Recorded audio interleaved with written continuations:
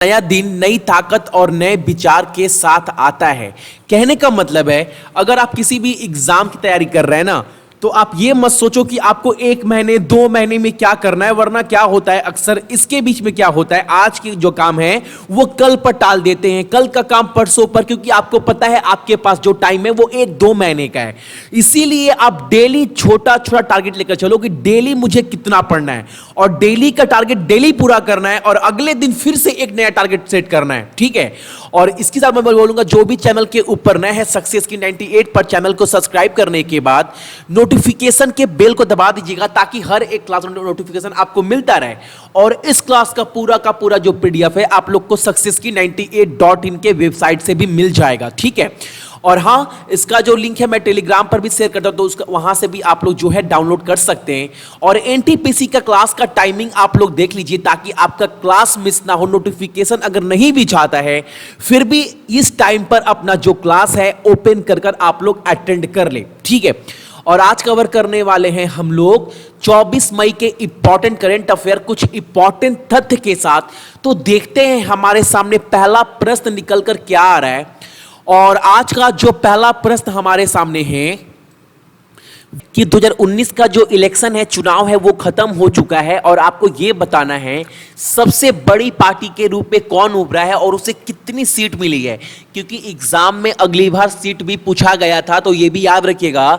सो जो सबसे बड़ी पार्टी है वो कौन है? बीजेपी है, और बीजेपी के साथ जेडीयू है, एलजेपी है, लेकिन एनडीए जो है वो सभी पार्टी को एनडीए, बीजेपी का जो भी पार्टी है उसको मिलकर जो नाम दिया गया वो क्या दिया गया? एनडीए।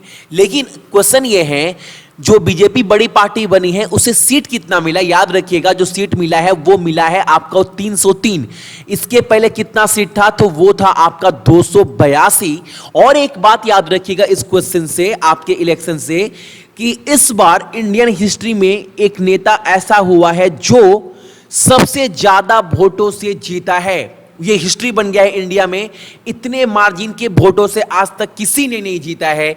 और ये चुनाव जीता है राहुल गांधी ने वायनाड से। ठीक है, ये 2 जगह से चुनाव लड़ रहे थे, एक तो आपका अमेठी से जो ये हार चुके हैं शायद 10 की 15,000 के मार्जिन से, नहीं शायद ज्यादा से हारे हैं, 44,000 के मार्जिन से हारे हुए, लेकिन वायनाड से इन्होंने रिकॉर्ड तोड़ जीती है और इन्हें हिस्ट्री क्रिएट किया है। इतने मार्जिन के वोट से आज तक इंडिया में कोई नहीं जीता है। तो 2 क्वेश्चन याद रखिएगा, एक तो बीजेपी को सीट कितनी आई? 303, और राहुल गांधी जो है वो रिकॉर्ड क्रिएट किए हैं जिन्होंने इतने मार्जिन के वोट से जीता है। अगला प्रश्न हमारे सामने है कि जो तपाई गैस पाइपलाइन है ना, कि बैठक जो स्टार्ट हुई है वो कहां पर हुई है? तो याद रखिएगा, वो जो बैठक हो रही है तापी का गैस पाइपलाइन का, वो मीटिंग कहां पर हो रही है? तो वो हो रही है आपका तुर्कमेनिस्तान में। और एक बात मैं बता दूं, तापी जो गैस पाइपलाइन है इसमें कौन सा जो कंट्री है वो मौजूद नहीं है। तो जो तापी का फुल फॉर्म क्या है आपका? टी का मतलब है तुर्कमेनिस्तान, और ए का मतलब अफगानिस्तान, पी का मतलब पाकिस्तान, और आई का मतलब इंडिया। यानी यहां से जो इंडोनेशिया है ना वो नहीं होगा, यानी इसमें इंडोनेशिया जो है वो नहीं है। और साथ में अगर नहीं है ऑप्शन में तो कॉमन है ये है, तो याद रखिएगा जो इंडोनेशिया कैपिटल वो क्या है? जकार्ता है, और वहां पर जो मुद्रा इस्तेमाल की जाती है वो की जाती है इंडोनेशियन रुपी।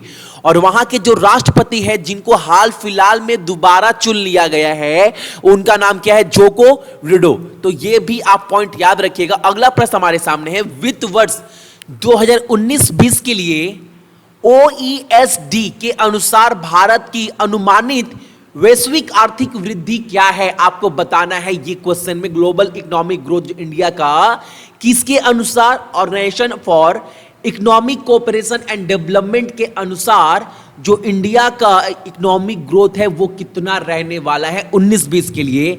तो याद रखिएगा 3.2%। ठीक है, अगला प्रश्न हमारे सामने है, यूनाइटेड नेशनल की world economic situation and prospect report 2019 के अनुसार भारत की अर्थव्यवस्था का अनुमान है कि वित्त वर्ष 2020 में क्या प्रतिशत बढ़ेगा? आपको यह बताना है, बहुत इंपॉर्टेंट क्वेश्चन है, और याद रखिए एग्जाम में ये सब क्वेश्चन बनता है। और सही आंसर क्या है? 2020 में जो है इंडिया का जो इकोनॉमी का जो ग्रो है वो कितना परसेंट रहने वाला है 2020 में? वो है आपका 7.1%। ठीक है, ऑप्शन नंबर बी। अगला प्रश्न हमारे सामने है कि आपको उस भारतीय का नाम बताना है जिसे चूज किया गया है जापान का order of the rising sun decoration 2019 का अवार्ड देने के लिए। ठीक है, ये ऑनर जो है वो किसको दिया जाएगा। और एक बात मैं बता दूं, ये जो ऑनर है ये आपका मनमोहन सिंह को भी मिल चुका है। ठीक है, और ये जो ऑनर इस बार दिया जाएगा 2019 का, वो दिया जाएगा आपका श्याम सरन को, यानी option number C is the correct answer of this question. और एक बात, जापान का कैपिटल क्या है, तो वो टोक्यो है। करेंसी क्या है, आपका जापानी येन है। और वहां के प्रेसिडेंट कौन है, शिंजो एबे। और एक बात, अभी आपका आरआरबी जेईई में क्वेश्चन आया था कि जापान का जो कैपिटल है वो क्या है, टोक्यो है। तो याद रखिएगा आप सब, ताकि आपको एग्जाम के टाइम ये सब पॉइंट आपको अलग से पढ़ना बिल्कुल भी ना पड़े। अगला सवाल हमारे सामने है, राइडिंग हीलिंग कंपनी ओला ने एसबीआई कार्ड के साथ गठजोड़ करते हुए एक कार्ड लॉन्च किया है, क्रेडिट कार्ड। उस कार्ड का नाम क्या है ये आपको बताना है। राइडिंग हेलिंग कंपनी जो है आपका ओला, उसके साथ मिलकर लॉन्च किया गया है एक एसबीआई कार्ड। उस कार्ड का नाम आपको बताना है, उस कार्ड का नाम है क्या।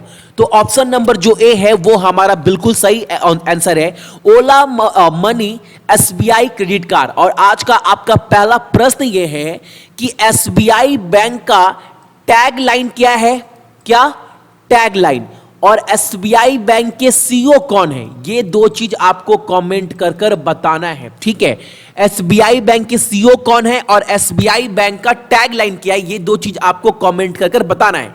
अगला प्रश्न हमारे सामने है, हाल ही में इसरो द्वारा लॉन्च किए गए पृथ्वी अवलोकन उपग्रह का नाम बताइए, जो इसरो द्वारा हाल फिलहाल में लॉन्च किया गया है एक सैटेलाइट। उस सैटेलाइट का नाम क्या है यह आपको बताना है। और इसरो का जो हेडक्वार्टर है वो कहां पर है, तो यह भी याद रखिएगा, इसरो का जो हेडक्वार्टर है वो है आपका बेंगलुरु में। और बेंगलुरु जो है वो किसका राजधानी है, तो वो राजधानी है आपका कर्नाटका का। और वहां के मुख्यमंत्री कौन है, तो एचडी कुमारस्वामी। और वहां के जो आपके क्या नाम है, एचडी कुमारस्वामी। और वहां के जो गवर्नर है उनका नाम क्या है, तो बजूभाई वाला। तो ये सब चीज आपको याद रखना है इस सब टॉपिक से। और एक बात मैं बता दूं, वो सैटेलाइट का नाम क्या है, तो वो है आपका RISAT-2B। Option number A is the correct answer of this question. अगला प्रश्न हमारे सामने है, ताइवान एक्सपो 2019 का जो मीटिंग है वो किस शहर में शुरू किया जाएगा, ये आपको बताना है।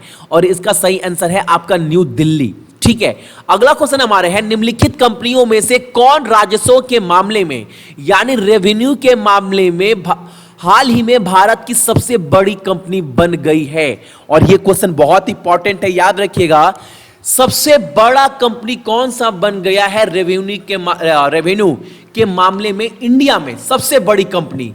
और सही आंसर क्या है, रिलायंस इंडस्ट्री लिमिटेड, यानी मुकेश अंबानी की कंपनी।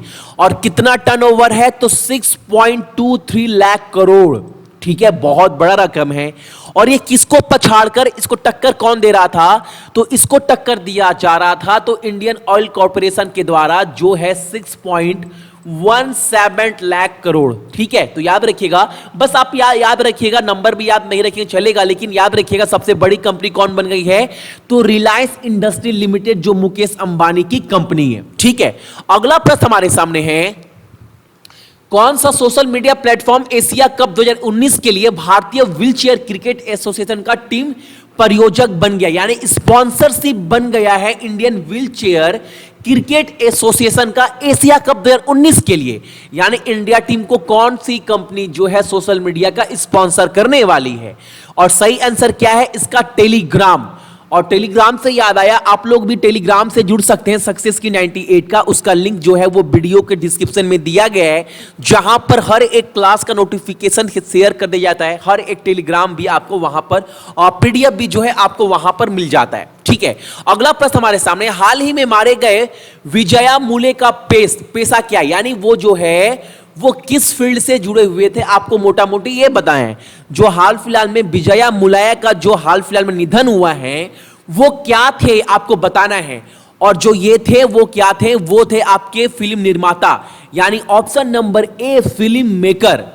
तो ये थे आपके इंपॉर्टेंट करंट अफेयर 24 मई के। और इस क्लास का पूरा जो पीडीएफ है ना, आप लोग सक्सेस की 98.in से जाकर डाउनलोड कर लीजिएगा, ताकि एग्जाम के टाइम आप लोग एक बार इसका रिवीजन भी अच्छे से कर पाएं। सो जितने भी मेरे भाई बहन है सभी को गुड मॉर्निंग, आपका दिन बहुत अच्छा हो। और जिनका भी एग्जाम है आरआरबी जेईई का, उनका एग्जाम बहुत अच्छा हो, सभी को बेस्ट ऑफ लक। और कल भी मैंने रात को आपको रीजनिंग और मैथ का पेपर सॉल्व करवा दिया है, तो आप देख लीजिएगा किस टाइप के क्वेश्चन आ रहे हैं, ताकि जो भी तैयारी कर रहे हैं एनटीपीसी का, तो देख लो जो तैयारी कर रहे हैं तो रेलवे कैसा क्वेश्चन दे रहा है, ताकि आप लोग एक बार अपने आप को भी जज कर पाओ। ठीक है, सो गुड मॉर्निंग, अपना ख्याल रखिएगा और अपने साथ साथ अपने मम्मी पापा का भी आप लोग ख्याल रखिएगा। चलिए।